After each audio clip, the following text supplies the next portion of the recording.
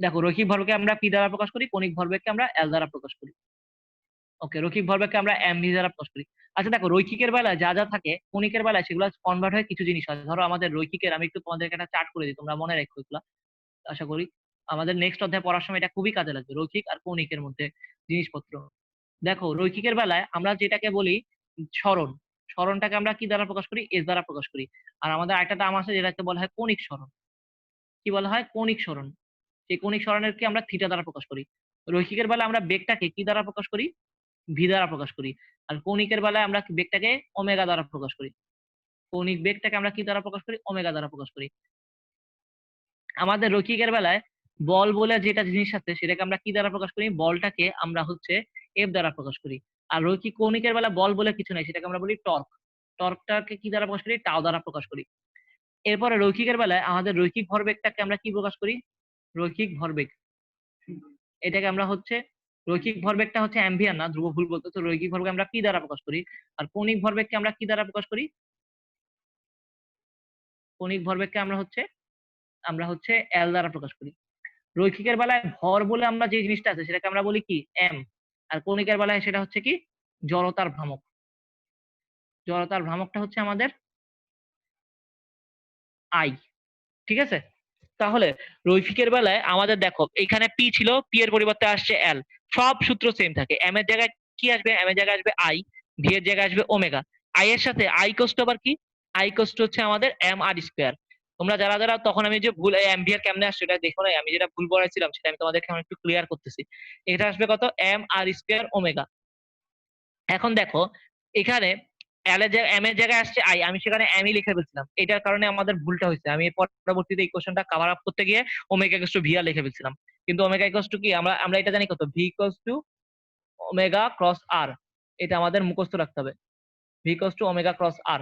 এটা আমাদের সামনে আমরা প্রমাণ করব। তো যাই হোক, এখান থেকে আবার আসছে, এইখান থেকে ইকুয়েশনটা থেকে আসছে ভি ইকুয়ালস টু ওমেগা আর। যদি আমাদের এই দুটার মধ্যবর্তী কোণ হয় 90 ডিগ্রি, যদি হয় ওমেগা এবং আর এর মধ্যবর্তী কোণ যদি হয় 90 ডিগ্রি, তখন এইখানে আসছে কত আমাদের? এখানে যদি মধ্যবর্তী কোণ 90 ডিগ্রি হয় ওমেগা এবং আর এর, তখন হচ্ছে আমাদের এই ভি ইকুয়ালস টু ওমেগা আর আসে। যাই হোক, ভি ইকুয়ালস টু যদি ওমেগা আর হয়, সেখান থেকে আমরা দেখো এখান থেকে এম আর আর তো জানি, আর এখানে ওমেগা আর আছে, ওমেগা আর ইকুয়ালস টু আসছে হচ্ছে ভি। তাহলে এখান থেকে আসছে এম ভি আর। ঠিক আছে? M v r. তাহলে এল ইকুয়ালস টু আসছে এম ভি আর। আর আগের ইকুয়েশন থেকে আমরা দেখাইছি কিভাবে করে L equals to L equals to কি আসছে আমাদের, দেখো এখান থেকে এল ইকুয়ালস টু আসছে m v r equals to n s by twice. আমি তোমাদেরকে এটা 1 মিনিট আরেকবার একটু রিভিউ করি, অনেকেই নাকি বুঝতে পারতেছো না। তো একবার দেখো, এল ইকুয়ালস টু কি আসছে আমাদের এখানে? রৈখিক ভরবেগ ইকুয়ালস টু কত আসছে? আমি এখানে হবে কি? এখানে হবে আই ওমেগা, আমি ভুল লিখছিলাম। যাই হোক, এটা লিখলে আমাদের অঙ্কটা ক্লিয়ার হয়ে যেত, আমি এখানে ভুল পড়াইছি। আশা করি তোমাদের এখন সবার ক্লিয়ার হয়েছে এটা কিভাবে আসছে। তো এগুলো আসলে ডিটেলস এ ছিল না, তো তোমাদের খাতার মধ্যে তোমরা এই জিনিসগুলো একদমই সবার জন্য নতুন। তাহলে সেগুলা হচ্ছে সেখান থেকে আমি তোমাদের দেখাচ্ছি, এই যে ভি কস্ট আর ওমেগা এম্পিয়ার, ভি ভি কস্ট ওমেগা ক্রস আর কোনিক ভরবেগটা L equals ampere equals n s by two s. আচ্ছা, যাই হোক, এখান থেকে পরবর্তীতে আসছে আমাদের ইলেকট্রনের যে শক্তি, একটা নির্দিষ্ট কক্ষপথে শক্তির জন্য equals to H new use করা হয়। এই নিউটা আসলে কম্পাঙ্ক। আর এইচটা কি? এইচ সম্বন্ধে আমি ধারণা দিইনি। এইচটা হচ্ছে আমাদের প্লাঙ্কের কনস্ট্যান্ট, এটার একটা ভ্যালু আছে। এই প্লাঙ্কস কনস্ট্যান্টের ভ্যালুটা আমাদের মুখস্থ রাখতে হবে। এখন বইগুলোর মধ্যে আগের বইগুলোতে একটা ভ্যালু দেওয়া আছে, রিসেন্ট বইগুলোতে আরেকটা ভ্যালু দেওয়া আছে। আমাদের এই ভ্যালুগুলো মুখস্থ রাখতে হবে। সেই ভ্যালুর নাম কত? দেখো 6.626, এটার ভ্যালুটা হচ্ছে 6.626। লেখো 6.626 into 10 inverse minus 27 erg second. ঠিক আছে? Erg second. এরপরে এটাকে যদি তুমি, আর্কটা হচ্ছে আমাদের, এটা হচ্ছে এসআই একক নাকি সিজিএস? এটা হচ্ছে সিজিএস, মানে হচ্ছে সেন্টিমিটার গ্রাম সেকেন্ড এই এককে। যদি তুমি এইটাকে, এই প্লাঙ্কস কনস্ট্যান্ট, এটা হচ্ছে প্লাঙ্কের ধ্রুবক, তোমরা বাংলা কথা লিখে রাখো প্লাঙ্কের ধ্রুবক। এই প্লাঙ্কের ধ্রুবকটা বাংলা কথা লিখে রাখো। আচ্ছা, এই প্লাঙ্ক কনস্ট্যান্টটাকে যদি তুমি হচ্ছে এসআই এককে নাও, তাহলে 6.626 ইন্টু 10 ইনভার্স মাইনাস 34 জুল সেকেন্ডে কনভার্ট হয়ে যাবে। আর এর সাথে জুলের কম সম্পর্ক কি, এটা আমি তোমাদেরকে এখনই প্রুফ করে দেখাচ্ছি। আচ্ছা, এরপরে আমাদের দেখো এখান থেকে আসছে কি, দেখো আমরা ই ইকুয়ালস টু এমসি স্কয়ার, এটা হচ্ছে আইনস্টাইনের ইকুয়েশন, আইনস্টাইন দিছে। আচ্ছা, যাই হোক, আইনস্টাইন লেখা লাগবে না। আর ভি ইকুয়ালস টু এই এফ ল্যামডা, এই ভি এর জায়গায় আমাদের যদি আলোর বেগ হয় সেখানে আসবে সি, আর এই এফ এর জায়গায় আসবে কম্পাঙ্ক নিউ, আর এই ল্যামডা আসছে, তাহলে সি ইকুয়ালস টু আসবে নিউ ইকুয়ালস টু আসবে C by lambda.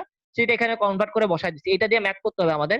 Equals to MC square এখানে বসাই দিলাম, তাহলে m c equals to h by lambda আসছে, lambda equals to h by m c আসছে। আর যদি তোমাদের আলোর বেগ না হয়, যেমন ইলেকট্রন একটা কক্ষপথে ঘুরতেছে, তখন এই ইকুয়েশনটা মেইনলি সাধারণত কাজ করে কাদের জন্য, যাদের ভর খুবই ক্ষুদ্র। এখন ইলেকট্রনের ভরটা কত তোমাদের মনে আছে? 9.109 ইন্টু কত 10 ইনভার্স মাইনাস 28 গ্রাম, তাই না? আর যদি এটা কেজিতে কনভার্ট করো তাহলে কি আসবে? এ কেজিতে হলে কত 9.109 ইন্টু হচ্ছে 10 ইনভার্স কত 10 ইনভার্স মাইনাস কত 31 কেজি। তো এগুলো আমাদের মুখস্থ রাখতে হবে। তো এটা কাদের জন্য এই কোশ্চেনটা কাজ করে দেখো, এই কোশ্চেনটা কিন্তু সবার জন্যই কাজ করে, কিন্তু এটা এটা অ্যাপ্লিকেবল কাদের জন্য? বেশিরভাগ ক্ষেত্রে অ্যাপ্লিকেবল হচ্ছে তাদের জন্য যাদের হচ্ছে কি, এটা হচ্ছে অ্যাপ্লিকেবল হচ্ছে এটা কার ইকুয়েশন আগে এটা জানতে হবে। এটা হচ্ছে ডি ব্রগলি তরঙ্গ দৈর্ঘ্য ইকুয়েশন।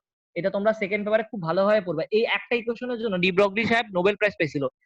ঠিক আছে, এটা হচ্ছে কণা ধর্ম এবং তরঙ্গ ধর্ম একসাথে কানেক্ট করছে। আমাদের সবারই কিন্তু একটা তরঙ্গ ধর্ম আছে। ঠিক আছে, আমরা যদি একটা যে কোনো বস্তু যদি গতিশীল থাকে তাহলে অবশ্যই তার কি হবে, একটা তরঙ্গ দৈর্ঘ্য আছে। কিন্তু আমাদের বেলায় এই ভরটা অনেক বেশি হয় এবং এই এই বেগটা অনেক কম থাকে। ঠিক আছে, এই কারণে দেখা যায় কি, আমাদের যে তরঙ্গ দৈর্ঘ্যগুলো আসে সেগুলো হচ্ছে 10 ইনভার্স 34 বা 10 ইনটু দি পাওয়ার, মানে অনেক বড় একটা মানে 10 টু দি পাওয়ার 10 ইনভার্স 34 বা এরকম সংখ্যা আসে, যেগুলো আমরা ক্যালকুলেশন করার মতো আমাদের যন্ত্রপাতি নাই, বা যেগুলো ক্যাচ করার মতো যন্ত্রপাতি নাই। কিন্তু যখন আমাদের এই এমটা হচ্ছে 10 ইনভার্স 28 বা 10 ইনভার্স 31 কেজি, যদি আর সিটাও যদি হয় আলোর বেগের কাছাকাছি একটা কোনো বস্তু, আলোর বেগ না হোক, মানে আলোর বেগ না হোক কিন্তু আলোর বেগের ধরো 100 ভাগের 1 ভাগের মধ্যে যে কোনো একটা এরকম একটা যদি বেগ হয়, তখন দেখা যায় কি এই ল্যামডা গুলো হচ্ছে কি হয় আমাদের দৃশ্যমান আলো বা আমাদের এই আল্ট্রাভায়োলেট রে বা তোমার এই অবলোহিত রে এইসবের মধ্যে চলে আসে। তোমাদের এই তরঙ্গ দৈর্ঘ্যটা তুমি দৃশ্যমান আলোর মধ্যে তুমি দেখতে পাও। এই জিনিসগুলো হচ্ছে একদম বেসিক ব্যাখ্যা ভাই। তোমরা যখন আরেকটু, তোমরা এখন তো সব সম্পূর্ণ নতুন, যদি তোমরা 2-4টা ক্লাস একটু করো কন্টিনিউ, তখন আশা করি এগুলো একটু একটু একটু একটু হচ্ছে তোমাদের মনের মধ্যে ঢুকবে। আজকে প্রথম ক্লাস দেখে অনেকেরই একটু কঠিন লাগতে পারে। এই দেখো আমাদের এই সিটা হচ্ছে আমাদের কি আলোর বেগ। তো এই সিটা একটা বেগ, বেগটাকে আমরা সাধারণত ভি দ্বারা প্রকাশ করি। তো এইটাকে আমাদের যদি এই আলোর বেগ না হয় যে কোনো বেগ হয়, তখন সেটাকে কি বলতে পারবো? এইচ বাই এম ভি দ্বারা প্রকাশ করতে পারবো।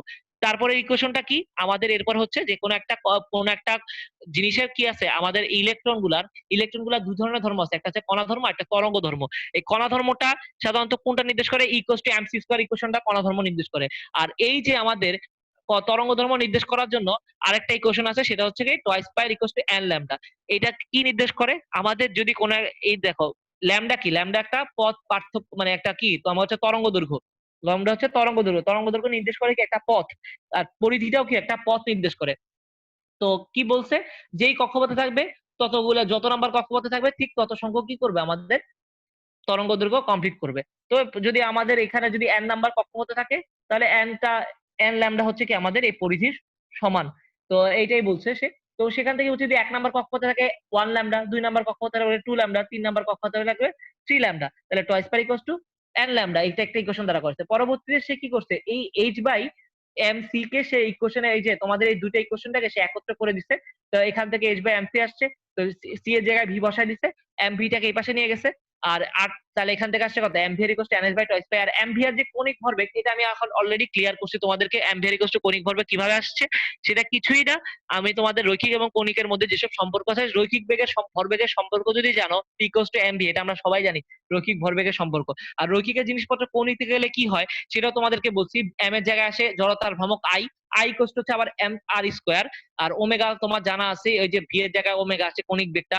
তো জাস্ট ওখানে বসায় দাও, এম আর স্কয়ারের জায়গায় যদি ভি ইকুয়ালস টু ওমেগা যদি বসায় দাও, তাহলে এমভিআর ইকুয়ালস টু কণিক ভরবেগ আইসা পড়ে। আশা করি তোমাদের একটু পর্যন্ত ক্লিয়ার হয়েছে MVR equals to NS by twice by কিভাবে আসছে। এটা অনেকেরই ক্লিয়ার হয় না কিভাবে আসছে, কোনখান থেকে বোর সাহেব একটা জিনিস বলে দিল কিন্তু আমরা কিছুই বুঝতেছি না। এইটা আশা করি এখন সবার ক্লিয়ার হয়েছে, কিছুটা হলেও ক্লিয়ার হয়েছে। তারপর আমরা আসি যে কোনো একটা কক্ষপথে থাকাকালীন যে আমাদের যে কি বলে সুস্থিত কক্ষপথে থাকাকালীন যে আমাদের ইলেকট্রনের মধ্যে কি ধরনের আকর্ষণ বল বা বিকর্ষণ বল কাজ করে, সেগুলো সম্বন্ধে যদি একটু ধারণা নেই তাহলে কি হয় একটু দেখি আমরা। ধরো আমাদের ভৌত তত্ত্বের সাহায্যে আমি তো বলছি ভাই, কোনো একটা কক্ষপথের ব্যাসার্ধ বের করা যায়, কোনো একটা কক্ষপথের শক্তির মান বের করা যায়, সেগুলো আমরা একটু বের করার চেষ্টা করি। এখন আমাদের বের করার জন্য দুইটা পদ্ধতি আছে, একটা হচ্ছে সিজিএস এককে বের করা, আর একটা হচ্ছে আমাদের কি এসআই এককে বের করা। তো আমরা দুইটাই বের করার চেষ্টা করব। তোমরা একটা জিনিস চিন্তা করো, আমাদের কুলম্বের সূত্র আমরা পড়ে আসছি। কুলম্বের সূত্রের মধ্যে কি ছিল? কুলম্বের সূত্র এরকম ছিল যে যদি কোনো একটা দেখো, আমাদের আগে একটা জিনিস চিন্তা করো, আমাদের প্রোটন সংখ্যা হচ্ছে কি জেড না, বা পারমাণবিক সংখ্যা জেড। পারমাণবিক সংখ্যা সমান সংখ্যক প্রোটন কি থাকে আমাদের এই নিউক্লিয়াসের মধ্যে থাকে। আর নিউট্রন গুলা কি থাকে ভাই, আমাদের এই ধারণাটা নেওয়া, প্রোটন গুলার কি আছে, চার্জ আছে, কিন্তু মানে নিউট্রনের কি আছে, নিউট্রন তো আধানহীন, তাই না? নিউট্রনের তো কোনো আধান নেই। তো প্রোটনটা ধনাত্মক চার্জ যুক্ত। আর আমাদের ইলেকট্রন গুলা যে কক্ষপথ, এই ধর আমাদেরকে এই প্রোটনকে মানে আমাদের এখানে যে কি আছে, এখানে আছে আমাদের ইলেকট্রন গুলা। ঠিক আছে, এই ইলেকট্রন গুলো আছে এখানে, বিভিন্ন কক্ষপথে ইলেকট্রন গুলো আছে ধরে নাও। এই ইলেকট্রনটা আমরা তো বোর পরমাণু মডেল, একটা জিনিস গুরুত্বপূর্ণ জিনিস হচ্ছে বোর পরমাণু মডেল কার জন্য প্রযোজ্য ভাইয়া? বোর পরমাণু মডেল হচ্ছে আমাদের একটা ইলেকট্রন বিশিষ্ট পরমাণুর বেলায় বোর পরমাণুর প্রযোজ্য। মানে এটা হচ্ছে, এইটার ব্যাখ্যাগুলো খুব সুন্দর করে দিতে পারে, অন্যগুলা কিন্তু সে দিতে পারে না ভাইয়া। যদিও একাধিক ইলেকট্রন হয়, তাহলে সে বোর পরমাণু মডেল হচ্ছে সে এটা ব্যাখ্যা করতে পারে না, মানে ওইটার জন্য যিনি বর্ণালী বা ওষুধ জিনিস ব্যাখ্যা করতে পারে, ওগুলোর জন্য আমাদের অন্যান্য পরমাণু মডেল। আসলে হচ্ছে কেমিস্ট্রি সাবজেক্ট হচ্ছে একটা, মানে কিরকম, মানে তুমি বুঝতে বুঝতে পারবা যে এটা হচ্ছে একটা অন্যরকম সাবজেক্ট, যেখানে হচ্ছে কিছু ব্যাখ্যা আছে কিছু ব্যাখ্যা নাই। মানে তুমি নিজেও বুঝতে পারতেছো না কিসের ব্যাখ্যা দিতেছি আর কিসের ব্যাখ্যা দিতে পারবা, কিসের ব্যাখ্যা দিতে পারবা না। হঠাৎ হঠাৎ এক একটা ব্যাখ্যা দিতে পারবা আর একটা দিতে পারবা না। মানে দেখা যাবে যে তুমি যদি একসাথে মানে কি বলো, এটার শক্তি মানে অবস্থান নিশ্চিত করে ফেলো, তাহলে তুমি হচ্ছে এটার বেগ আর এটার বেগ কত এটা বলতে পারবা না। মানে এখানে কিছু অনিশ্চয়তা আছে। তুমি যদি কোনোভাবে এটার শক্তি সম্পর্কে ধারণা দিতে পারো, তাহলে তুমি আরেকটা এলিমেন্ট সম্পর্কে ধারণা দিতে পারবা না। এরকম প্রত্যেকটারই কিছু কিছু অনিশ্চয়তা আছে, যেটাকে আমরা বলি হাইজেনবার্গের অনিশ্চয়তা। তুমি যদি মানে আমাদের এখানে কেমিস্ট্রিতে কোনো কিছু আসলে সুনিশ্চিত বলে বলা যায় না, কিন্তু আমরা কিছু আইডিয়া করতে পারি। এই বোর সাহেবও প্রথমে কিছু আইডিয়া করছিল। সে আইডিয়া করছে কিভাবে? সে হচ্ছে সাধারণ এই যে কুলম্বের সূত্রের মধ্যে কি ছিল, কুলম্বের সূত্রের মধ্যে ছিল যে আমাদের মহাকর্ষ সূত্রের মতোই তো কুলম্বের সূত্র ছিল, যে যে কি করে আমাদের, তোমরা একটু কেউ যদি বলো আমাদের কুলম্বের সূত্র একদম অ্যাকুরেটলি, তো তোমাদের মুখস্থ থাকার কথা, আমার তো মুখস্থ একদম নাই। কি বলে যে এখানে দুইটা কণা যদি Q1 আর Q2 হয়, তাহলে তারা কি করবে, ধরো যে যদি এরা একটা নির্দিষ্ট দূরত্ব Q1 আর Q2 যদি দুইটা আধান হয়, তাহলে একটা নির্দিষ্ট যদি দূরত্ব D তে কাজ করে, তখন এদের মধ্যেকার কি হবে, আকর্ষণ আর বিকর্ষণ দুইটাই কাজ করতে পারে, তাই না? যদি দুইটা একই রকমের চার্জ হয় তাহলে তারা বিকর্ষণ করবে, যদি একটা পজিটিভ একটা নেগেটিভ হয় তাহলে তারা পরস্পরকে কি করবে, আকর্ষণ করবে। এই আকর্ষণ বলের মান বস্তু কণা দ্বয়ের কি হবে, ভর মানে সরি এই এই চার্জ দ্বয়ের, বস্তু কণা না, চার্জ দ্বয়ের কি হবে, আধানের গুণফলের সমানুপাতিক, এই যে এদের মাঝখানে, এবং হচ্ছে কি আমাদের দূরত্বের বর্গের ব্যস্তানুপাতিক, তাই না? এটা ছিল আমাদের সূত্র, কুলম্বের সূত্র। এবং কি করবে, এটা হচ্ছে আকর্ষণ আর বিকর্ষণ দুইটাই কাজ করতে পারে, তাই না? যে এখানে যদি চার্জ দেওয়া হচ্ছে পজিটিভ হয়, দুইটাই পজিটিভ অথবা দুইটাই নেগেটিভ, তাহলে কি হবে, এরা পরস্পরকে বিকর্ষণ করবে, বিকর্ষণ। আর যদি দুইটাই হচ্ছে মানে বিকর্ষণ, আর যদি বিপরীতধর্মী চার্জ হয়, সমধর্মী চার্জ বিকর্ষণ করে, বিপরীতধর্মী চার্জ আকর্ষণ করে, প্লাস আর মাইনাস হলে এরা কি করবে, আকর্ষণ করবে। আচ্ছা, যদি আমাদের আকর্ষণ, তাহলে আমাদের এখানে কি আছে, পরমাণুর মধ্যে যদি একটা ইলেকট্রন থাকে, যদি আমাদের, আমি জাস্ট একটা রাখলাম, যদি এখন একটা একটা ইলেকট্রন আছে, ঠিক আছে, আমি একটা ইলেকট্রনের জিনিসপত্র আবিষ্কার করবো আগে। একটা ইলেকট্রন আসছে, সে একটা ইলেকট্রন কিভাবে থাকে সেটা সম্পর্কে আমরা ধারণা নিব। ওকে, ধরো আমাদের এখানে এই কক্ষপথটা আছে, এখানে আছে প্রোটনও আছে, ইলেকট্রন প্রোটনও আছে, আবার কি আছে আমাদের, নিউট্রন আছে। এখন নিউট্রন তো কোনো আকর্ষণ বিকর্ষণের মধ্যে নাই, কারণ নিউট্রনটা হচ্ছে আধানবিহীন। কিন্তু প্রোটন আছে কয়টা ভাইয়া? যদি ধরো আমাদের যদি এটা, কয়টা প্রোটন থাকবে, জেড সংখ্যক থাকবে, পারমাণবিক সংখ্যা সংখ্যক থাকবে। ধরো আমাদের এটা যদি একটা ইয়া হইতো, কি বলে, লিথিয়াম হইতো, লিথিয়ামের বেলায় তখন কি হতো, লিথিয়ামের বেলায় তো তিনটা ইলেকট্রন থাকতো, তিনটা প্রোটন থাকতো, তাই না? তো আমরা সাধারণত কি করি, এখানে যতগুলা থাকবে সবগুলা মিলেই তো ওটাকে আকর্ষণ করবে। মাঝখানে আরেকটা কক্ষপথ থাকতেই পারে, এটা কোনো ব্যাপার না। ধরো, কি রে ভাই, লিথিয়ামের লিথিয়ামের বেলায় কি হলো, দেখো লিথিয়ামের বেলায় এখানে একটা ইলেকট্রন আছে, এখানে আরেকটা ইলেকট্রন আছে, সমস্যা নেই। কিন্তু এই ধরো এই নাম্বার কক্ষপথে ইলেকট্রন যেটা আছে, তো ধরো আমাদের এই ইলেকট্রনটাও যদি সে চলে যায়, পাশাপাশি এই ইলেকট্রনটাও যদি সে চলে যায়, তাহলে থাকলো কে, লিথিয়াম কত প্লাস বলো তো, হিলিয়াম, লিথিয়াম কত প্লাস হবে, 2 প্লাস। 2 প্লাস যদি হয়ে যায়, তাহলে কি হবে, এই ইলেকট্রন চলে গেলে থাকবে কি, কেবল একটা ইলেকট্রন থাকবে না পরমাণুতে, এটা যদি হয়। তো এখানে ধরো আমাদের এখানে আছে কয়টা ইলেকট্রন, এখানে আছে তিনটা প্রোটন, আর এখানে আছে একটা নিউট্রন, আর এখানে মাত্র, কি রে ভাই, এত ডিস্টার্ব করতেছে কেন, একটা ইলেকট্রন, এখানে একটা ইলেকট্রন রয়ে গেছে, মানে দুইটা ইলেকট্রন চলে গেছে, এই দুইটা ইলেকট্রন সে চলে গেছে তারা, আর কেবল একটা ইলেকট্রন আছে। তাহলে লিথিয়াম 2 প্লাসের বেলাও কি হচ্ছে, বোর পরমাণু হলে ব্যাখ্যা করা যাবে। তেমনি হিলিয়াম, আমি বলছি কি ভাইয়া, আমাদের হাইড্রোজেনের জন্য এটা ব্যাখ্যা করা যেতে পারে, কারণ কি হাইড্রোজেনে মাত্র একটা প্রোটন, বা ধরে নাও এখানে একটা ইলেকট্রন আছে, একটা ইলেকট্রন পরমাণু যাদের আছে তাদেরই কেবল কি আছে বোর পরমাণু হলো ব্যাখ্যা করা যাবে। তার মানে কারা কারা যাবে, হিলিয়াম প্লাসেরটা যাবে, লিথিয়াম 2 প্লাসেরটা যাবে, ব্যারিলিয়াম 3 প্লাসেরটা যাবে, এরপর হাইড্রোজেনেরটা যাবে, এদের হচ্ছে এই বোর পরমাণুর ব্যাখ্যা করা যাবে। তো তুমি একটা জিনিস চিন্তা করো, যে এখানে কয়টা ইলেকট্রন থাকবে, কয়টা প্রোটন থাকবে, সেই প্রোটনের চার্জ কয়টা হবে ভাইয়া? প্রোটনের চার্জ হবে Ze, কারণ কি প্রোটনের চার্জ যা আর ইলেকট্রনের চার্জও তো সমান, তাই না? 4.8 কত আসবে একটু 10 ইনভার্স কত 10 ESU না? এটা কতদিন তো দেখাইছি। আর এইটার বেলায় কত ইলেকট্রনের চার্জ হচ্ছে 4.8 ইন্টু 10 ইনভার্স মাইনাস 10 ESU। এটা গত ক্লাসে আমরা দেখে ফেলছি।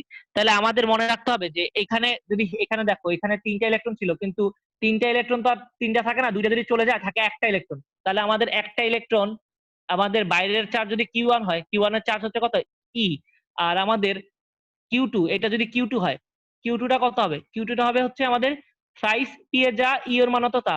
তো আমরা এখানে E এর 3 এর পরিবর্তে আমরা Z লিখলাম, ZE। তাহলে আমাদের Q1 Q2 এর পরিবর্তে আমরা কি লিখতে পারবো? আমাদের যদি কুলম্বের সূত্রটা যদি একটু দেখি, কি রে ভাই আজকে কুলম্বের সূত্রটা যদি আমরা একটু দেখি, F এর বেলায় কি হবে? Q1 Q2 by D square, আর এখানে একটা কি আসে, K আসে।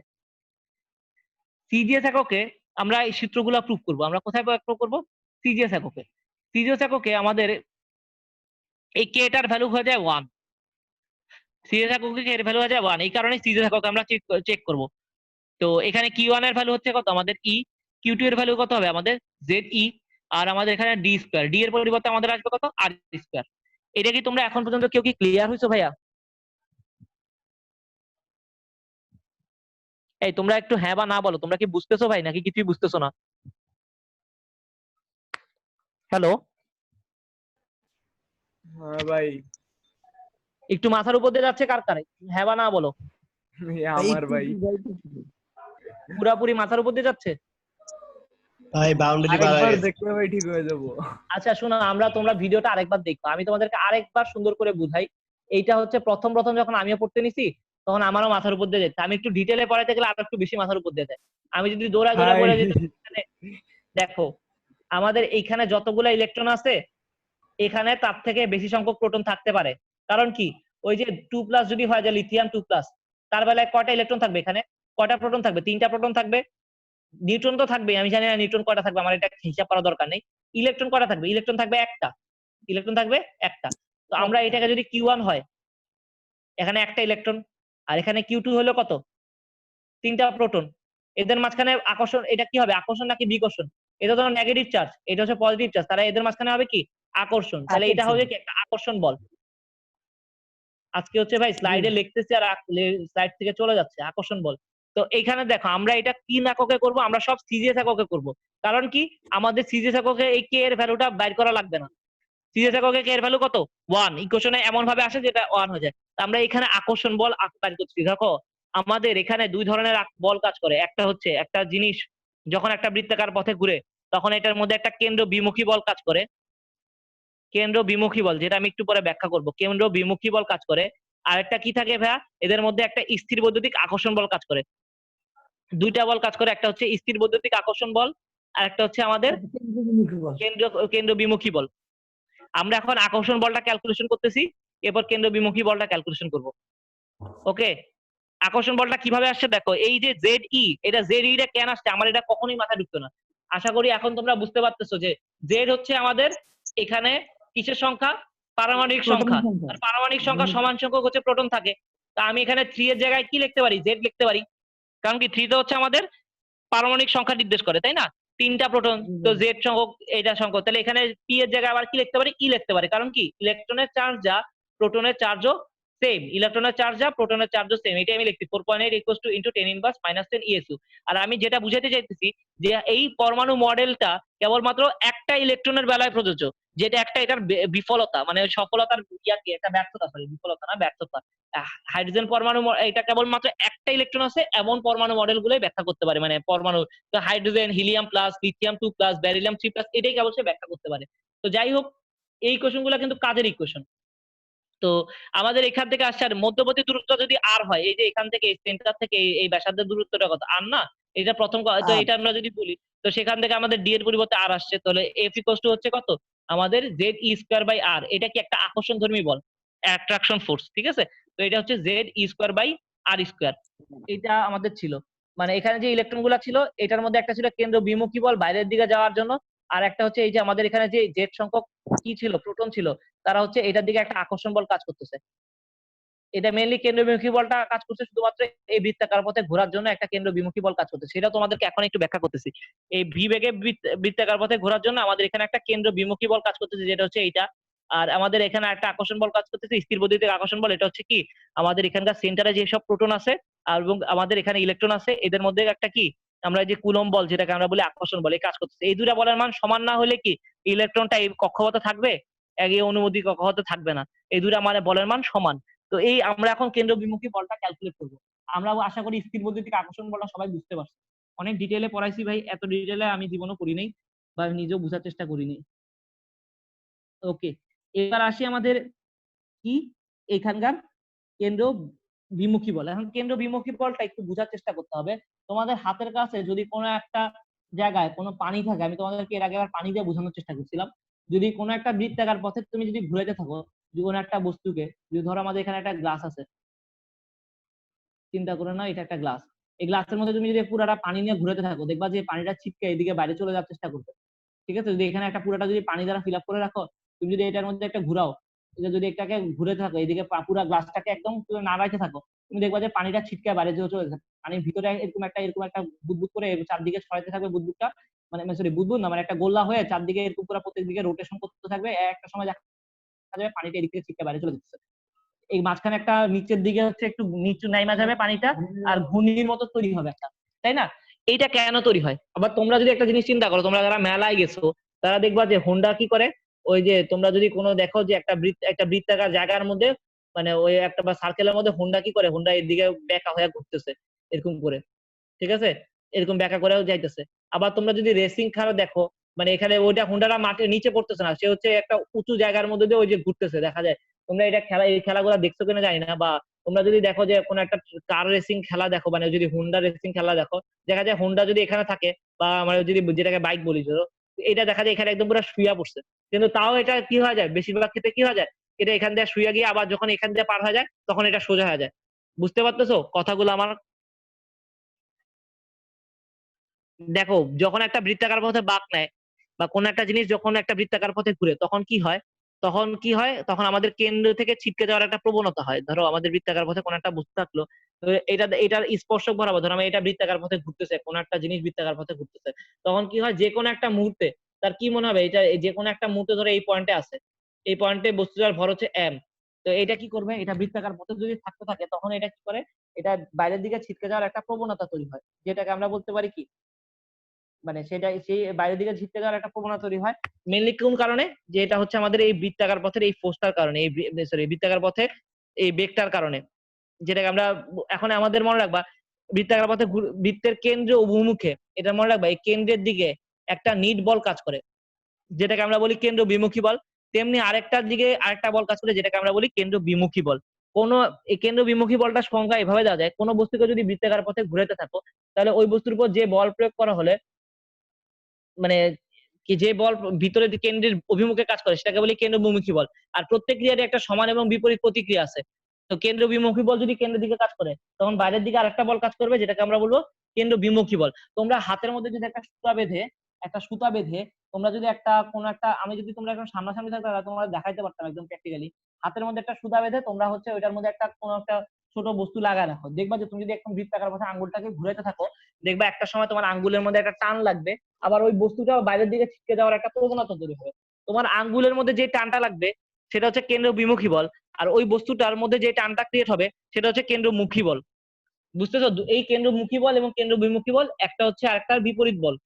তো আমাদের কোন একটা বস্তু যখন বৃত্তাকার পথে হঠাৎ ছেড়ে দিলে কি হয়?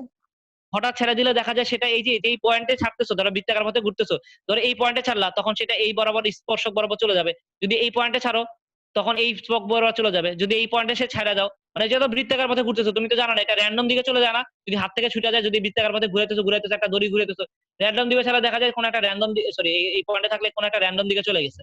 ধরো এই পয়েন্টে রাখছো তখন এই র্যান্ডম দিকে চলে গেছে। তো যেই পয়েন্টে থাকবা সেই পয়েন্টের একটা র্যান্ডম দিকে সেই পয়েন্টের যে স্পর্শক, এই বৃত্তের স্পর্শক আছে না, সেই পয়েন্টে বৃত্তের স্পর্শক বরাবর বস্তুটা চলে যাবে।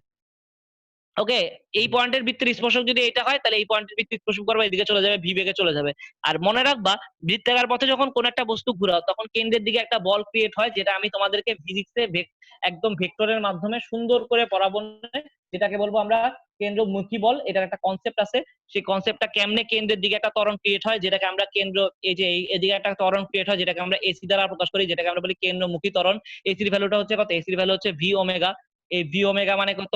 ভি ওমেগা ইকুয়ালস টু কত, মানে ভি ইকুয়ালস টু ওমেগা আর আসে, মানে ওমেগা স্কয়ার আর আসে। এবং এসি এবং আর এর ডিরেকশনটা সবসময় বিপরীতমুখী, এগুলো আমরা সবগুলাই পড়বো। তো এসি আবার এখান থেকে আসে মেইনলি কি আসে, এসি ইকুয়ালস টু আসে ভি স্কয়ার বাই আর। কারণ কি, এই যে ওমেগার ভ্যালু যদি মানে omega equals to V by R যদি বসাতো তাহলে ভি স্কয়ার বাই আর আসছে। তো এই এসি যা, এটা হচ্ছে কেন্দ্রমুখী ত্বরণ। এটা আমরা ক্যালকুলেশন করে তোমাদেরকে প্রমাণ করে দেখাবো না ভাইয়া। তো এই আবার তুমি যদি চিন্তা করো বল মানে কি, বল মানে হচ্ছে, বল মানে হচ্ছে ভর ইনটু হচ্ছে ত্বরণ। বল মানে হচ্ছে ভর ইনটু ত্বরণ। তাহলে ভর যদি হয় তাহলে ভর, আর এসি হচ্ছে ভি স্কয়ার বাই আর, তাহলে আমাদের কি আসবে, এটা হচ্ছে কেন্দ্রমুখী বল। কেন্দ্রমুখী বল, এই কারণে এটার নাম হচ্ছে m v square by r. তো কেন্দ্রমুখী বল আর কেন্দ্র বিমুখী বল হচ্ছে ওই যে প্রত্যেক ক্রিয়ারই একটি সমান এবং বিপরীত প্রতিক্রিয়া থাকে, ওটার মতোই। তাহলে কেন্দ্রমুখী বলের মান যা, কেন্দ্র বিমুখী বলের মানও তা। কেন্দ্র বিমুখী বলের মান কত? কেন্দ্রমুখী বল আর একটা হচ্ছে কেন্দ্র বিমুখী বল। কেন্দ্র বিমুখী বল হচ্ছে কত তাহলে? কেন্দ্র বিমুখী বল হচ্ছে m v square by r. তো এই কেন্দ্র বিমুখী বলের মান হচ্ছে m v square by r. আর আমরা দেখো আমি তোমাদেরকে কি বলছি, এই কেন্দ্র বিমুখী বল m v square by r এবং হচ্ছে আমাদের এই Z square by r square, এই দুটাই হচ্ছে পরস্পর সমান। তাহলে আমরা যদি দুটো ইকুয়েশন সমান লিখি তাহলে আমাদের কি আসবে, m v square by r, আর আমাদের হচ্ছে Z square by r square যদি সমান লেখো তাহলে কি আসবে, দুই পাশ থেকে আর বাদ হয়ে যাবে। দুই পাশ থেকে যদি আর বাদ হয়ে যায় তাহলে কি আসবে, আর বাদ হয়ে গেলে কি আসবে, জেড স্কয়ার বাই আর আসবে এদিকে, আর এদিকে আসবে এম ভি স্কয়ার। ঠিক আছে, তো এম ভি স্কয়ার। আমাদের আবার এখানে আবার একটা প্রমাণ দেখো, v m v r equal to কত জানি আমরা, m v r equal to জানি হচ্ছে আমাদের, m v r equal to জানি আমাদের NH বাই 2 পাই ভাই। হ্যাঁ এনএস বাই টোয়াইস পাই, তাই না? আর আমার স্লাইডের মধ্যে লেখা উল্টেছিল না, এনএস বাই টোয়াইস পাই। আচ্ছা, তারপরে কি আসছে দেখো, এই দুটার মধ্যে আমরা এখন আবার ইকুয়েশন আনবো। এখান থেকে ভি স্কয়ারের ভ্যালু কত আসবে, আমরা জেড স্কয়ার বাই এম আর, তাই না? এইটা আমি যদি এখন ভি এর ভ্যালুটা এখানে বসাই দিই কি হবে বলো তো? এইখানে তুমি যদি দেখো, এখানে ভিটার একটু একই রকম জিনিস আনি দুই পাশে, ঠিক আছে? আমি ভিটাকে দুই পাশ থেকে বাদ দিতে চাই, তাহলে NH by twice pi M R, twice pi M আর।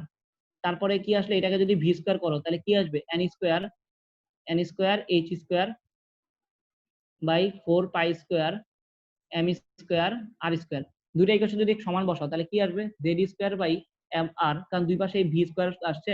তাহলে n square H square by কি আসছে আমাদের 4 pi square m square r square. তো তুমি দেখো এম আর দুই পাশ থেকে বাদ দিয়ে দিলে কি আসবে, Z square N square H square, তাহলে এখানে আসবে 4 পাই স্কয়ার এম আর থাকবে, মানে দুই পাশ থেকে এই পাশ থেকে এম আর বাদ দিয়ে দিচ্ছে। আচ্ছা, আরটাকে এই পাশে নিয়ে যাও, তাহলে আর ইকুয়ালস টু আসবে কত দেখো, n square H square by হচ্ছে আমাদের 4 pi square m, 4 pi square M Z square. এটা আমাদের মুখস্থ রাখতে হবে ভাইয়া। আর এর ভ্যালুটা কত, N square H square by 4 pi square M Z square. Okay, তাহলে এটা ছিল আমাদের একটা ইকুয়েশন। এমনি এই আর এর ভ্যালুটা যদি আমাদের এখানে এই যে এই ইকুয়েশনে বসাই দিই, আর এর ভ্যালুটা যদি এই ইকুয়েশনে বসাই দিই তাহলে আমরা আরেকটা ইকুয়েশন পাবো না, ভি এর ইকুয়েশনটা পেয়ে যাবো। তাহলে আর এর ভ্যালুটা আমরা ওইখানে বসাই দিই, তাহলে আমরা ওখানে আমরা ভি এর ইকুয়েশনটা পেয়ে যাবো। চলো আমরা ভি এর ইকুয়েশনটা নির্ণয় করে ফেলি, এখানে লিখে ফেলি, কেমন? তোমরা কি উঠাইতেছো আমার সাথে সাথে? N H by twice pi M R, আর এর জায়গায় কি আসবে, আচ্ছা আমি এখানে এক লাইন পরে লিখি, মানে এম এখানে হচ্ছে n square h square by হচ্ছে আমাদের 4 pi square m Z square. তাহলে দেখো 2 4 এর সাথে কাটা গেলে 2, পাই একটা কাটাকাটি গেলে থাকবে এখানে পাই, এম একটা কাটাকাটি চলে গেছে। তাহলে এইখান থেকে আবার NH কাটাকাটি চলে যাবে। তাহলে আমরা যদি এটাকে এখান থেকে যদি একটু সুন্দর করে লিখিয়ে দিই, তাহলে এখানে কি আসবে, ভি ইকুয়ালস টু আসবে টোয়াইস পাই জেড স্কোয়ারটা কিসে যাবে, উপরে চলে যাবে। টোয়াইস পাই জেড স্কোয়ারটা উপরে চলে গেছে, টোয়াইস পাই জেড স্কোয়ারটা উপরে চলে গেছে, আর NH টা এখানে কাটাকাটি করলে নিচে থাকবে NH। তাহলে NH, তাহলে এটা একটা সূত্র। তাহলে ভি ইকুয়ালস টু আসবে কত, twice pi Z square by NH। তো এটা আমাদের প্রমাণ হয়ে গেল। ভি ইকুয়ালস টু আসলে হচ্ছে twice pi Z E square by NH। আর আমাদের এখানে আরেকটা কি, আর এর ভ্যালুটা আসছে কত, N square H square by 4 pi square M Z E square. Okay, এটা কি সবাই বুঝতে পারছো? এই তোমরা কি সবাই আসো রে ভাই, বুঝতেছো নাকি কিছু বুঝতেছো না? হ্যালো, বুঝছি ভাই, বুঝছি। ওকে। তাহলে আমাদের এখন দেখো একটা জিনিস, দেখো আর এর ভ্যালুগুলো যদি আমরা একটু ঠিকভাবে বাইর করে দেখি। ওকে, আর এর ভ্যালুগুলো বাইর করে দেখলে আমরা আর এর এখানে দেখো আমাদের n এর ভ্যালুটা আমাদের n স্কোয়ার আর z। nটা কি, nটা হচ্ছে আমাদের অরবিট নাম্বার, আর জেডটা কি, জেডটা হচ্ছে অরবিট নাম্বার বা শক্তি স্তরের সংখ্যা, তাই না? আর জেডটা কি আমাদের, জেডটা হচ্ছে আমাদের পারমাণবিক সংখ্যা। এগুলো তো ফিক্সড, এগুলো হচ্ছে পারমাণবিক সংখ্যা, এটা ফিক্সড। বাকি জিনিসগুলো কিন্তু আমাদের, সরি এগুলা এগুলা ফিক্স না, সরি এগুলো হচ্ছে চেঞ্জ হয়, এগুলা চেঞ্জ হয়, বাকি জিনিসগুলো হচ্ছে ফিক্সড থাকে না। যেমন 4 পাই ফিক্স থাকে, সরি এন আর জেড বাদে বাকি সবগুলো তো ফিক্সড আছে। কারণ কি এইচ এর ভ্যালু কত, 6.626 ইনটু হচ্ছে 10 ইনভার্স 27। আমরা সবগুলা কিন্তু এসআই এককে না রেখে সিজিএস এককে লিখবো। তাহলে এরপর আছে কি 4 পাই এর ভ্যালু কত, পাই এর ভ্যালু হচ্ছে 3.14, তাই না? তাহলে মানে ভাই শুধু 3.14, এন আর জেড এর মানটা নিয়ে এটার মধ্যে বসে দিব এই। বাকি বাকি সবকিছু আমরা ফিক্স করে এখনই মুখস্থ করে ফেলবো। দেখো এম এর ভ্যালুটা কত, এম এর ভ্যালু আমি জানা আছে 9.109, 9.108 লিখতে যাও। তো তোমাদের বইয়ে 8 লেখে 9 লেখে, আমি জানি না ভাই কোনটা কোন জায়গায় লেখে। আসলে 8 9 এমন কোনো পার্থক্য হয় না, কারণ 10 ইনভার্স 28 না, এটাতে তেমন কোনো ইয়ে হয় না। তোমার ই এর ভ্যালুটা আছে 4.8 ইনটু 10 ইনভার্স 10 ইএসইউ, এটার স্কয়ার বসাই দিলা।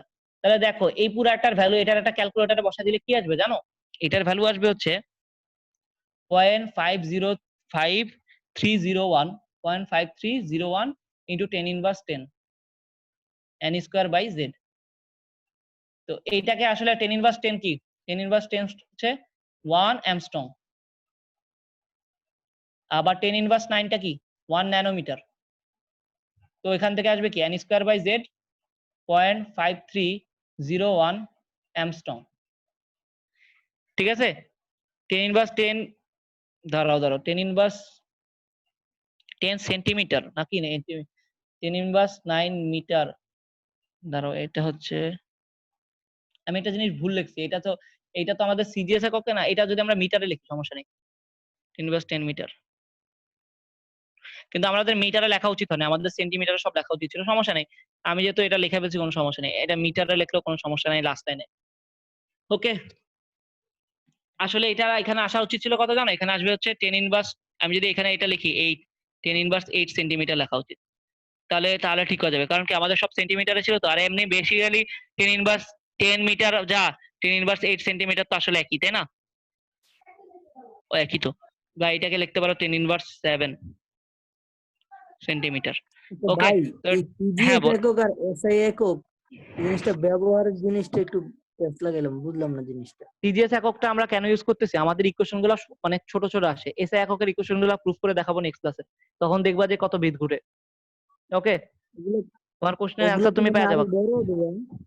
হ্যাঁ, ইকুয়েশন গুলো আরো বড় হবে, কারণ কি দেখো আমি তোমাদেরকে যদি এখন একটু দেখাই, কে এর ভ্যালুটা কি জানো, তোমরা তো কে এর ভ্যালু তোমরা এতদিন পড়ে আসছো, কে না তোমরা তো সি পড়ে আসছো, তাই না? 9 ইনটু 10 টু দি পাওয়ার 9 লিখে আসতে তোমরা, ঠিক আছে? কি বলতে এটারে, coulomb newton metre square per coulomb square নাকি, নিউটন স্কয়ার পার, না এটার একক কি ছিল, না সরি এটার একক কি ছিল জানি আমি ভুলে গেছি তো তোমাদের, এটার একক newton metre square per coulomb square ছিল না, এরকম কিছু একটা ছিল বোধহয়, তাই না? জি ভাই। হ্যাঁ, তো এইটা আসলে কি ছিল জানো, এটা আসলে মানে ছিল কি 4 পাই এপসাইলন নট এপসাইলন আর, এটা ছিল, বা এপসাইলন আর এর পরিবর্তে কেউ লেখে অনেক ক্ষেত্রে। এটা এই যে এটাকে সি যেটা লিখছিল না, তোমাদের ভাষায় সি, কিন্তু আমাদের ইন্টারের ভাষায় হচ্ছে সি না, এটাকে কে দ্বারা প্রকাশ করে, ঠিক আছে? বা তোমরা কে লিখছিলা নাকি সি লিখছিলা? সি লেখছি ভাই, সি। সি লিখছো। তো যাই হোক এইটা যদি দেখো, এখানে অ্যাপসাইলন বলে একটা টার্ম আছে, অ্যাপসাইলন আর বলে আরেকটা টার্ম আছে। তো এগুলা আসলে কত, এগুলার একটা আলাদা ভ্যালু আছে। অ্যাপসাইলনের ভ্যালু হচ্ছে 8.854 ইন্টু 10^12। এটা হচ্ছে coulomb square per newton per metre square, এটার একক। আর এই অ্যাপসাইলন আরটা হচ্ছে কি, এটা হচ্ছে উপাদান, বস্তুর উপাদানের উপর ভিত্তি করে চেঞ্জ হয়। তো এইগুলা যদি আসে, এই কোশ্চেনটা কি আরো কঠিন হয়ে যাবে না, তোমার কি মনে হয়? জি ভাই, আর তো পেঁচে হ্যাঁ, এইসব বাদ দেওয়ার জন্য সিজিএস এককে নিলে 9.10⁹ এগুলা কিছুই আসে না। এগুলা কি আসে, এগুলা জাস্ট 1 আসে পড়ে। তো আমার এত এত ক্যালকুলেশন বাদ দেওয়ার জন্য আমি কি করছি, সব হচ্ছে সিজিএস এককে নিছি। আশা করি তোমাদের কথা ক্লিয়ার হয়েছে। ওকে। আর আমাদের ভি এর ভ্যালুটার জন্য আমি তোমাদেরকে দেখো, ভি এর ভ্যালুটা কি, ভি এর ভ্যালুটা তোমাদের মনে আছে? ভি এর ইকুয়েশনটা কি ছিল আমাদের? ভি এর ইকুয়েশনটা ছিল twice pi Z square by NH. ঠিক আছে, twice pi Z square by NH. আমাদের আর 1 মিনিটের মতো আছে, আমি জাস্ট তোমাদেরকে একটা জিনিস বলে যাই। ভি ইকুয়ালস টু কি ছিল? Twice pi Z e square by NH. তো তোমরা কি করবা দেখো, আমাদের এই জেড বাই এনটা তো ফিক্সড, বাকি কি আছে, সরি এটা খালি পরিবর্তন হয়, বাকিগুলো তো আমাদের চেঞ্জ হবে, তাই না? সরি, বাকিগুলো ফিক্সড আছে, এটা চেঞ্জ হবে, জেড আর এনটা খালি চেঞ্জ হবে, আর বাকিগুলো তো ফিক্সড আছে। তাহলে twice pi e square by হচ্ছে আমাদের এইচ, এটার ভ্যালুটা বের করে ফেলবা তোমরা। কেবল শুধুমাত্র এটা মুখস্থ রাখবা, তাহলে আর ইকুয়েশন মুখস্থ করা লাগে না তেমন। ধরো 2 ইন্টু কত 3.14, ই এর ভ্যালু কত 4.8 ইন্টু 10^10 হোল স্কয়ার, এটা বসাইবা। আর এখানে নিচে আসে কত, নিচে হচ্ছে আমাদের 6.626 ইন্টু 10^27। ওকে, এটা বসাই দিলে এখানে আসবে কি, এখানে যে এককটা আসবে সেটা হচ্ছে সেন্টিমিটার পার সেকেন্ডে আসবে, সেন্টিমিটার পার সেকেন্ড, আবার মিটার পার সেকেন্ডে লিখো না। তো এখান থেকে ভি এর ভ্যালুটা কত আসবে, দাঁড়াও আমি বলে দিচ্ছি। ক্যালকুলেটর চাপো তোমরা ভাই, আমার নিজেরই মনে নেই। 2.183, এটার ভ্যালুটা আসবে এরকম। ভি এর ভ্যালুটা আসবে হচ্ছে, আরে লেস দেন 1 মিনিট। ভি এর ভ্যালুটা আসবে হচ্ছে আমাদের 2.